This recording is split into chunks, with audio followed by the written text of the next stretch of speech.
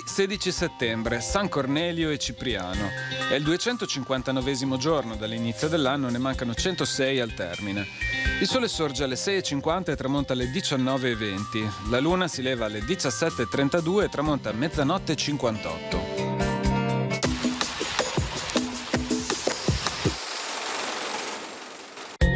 Indicta regatta cum navigliis abentibus remus vigenti.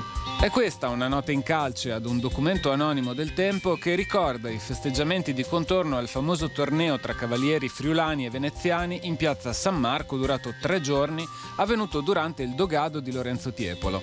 È la prima notizia su una regata svoltasi a Venezia.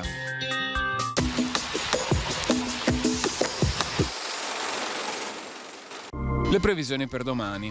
Alternanza di nuvole e rasserenamenti con piogge a tratti che si verificheranno in vari momenti interessando gran parte della regione a livello giornaliero. Temperature in calo.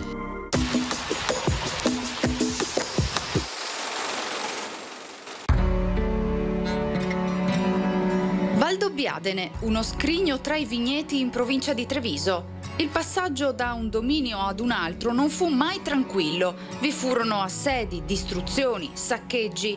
Solo con il dominio della Serenissima si instaurò un periodo di relativa pace.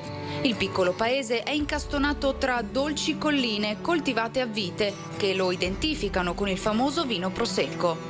Risalire la storia che lega questo comune alla coltivazione della vite non è semplice. Probabilmente furono i Gallici Cisalpini e i Celti a iniziare la coltivazione dei vitigni in questa zona. Non solo vino, sono infatti molte le chiese e le chiesette disseminate nel territorio comunale. Una su tutte il maestoso Duomo di Santa Maria Assunta, edificato tra il 1790 e il 1799, con il campanile che contiene un pregevole concerto di 3 campane.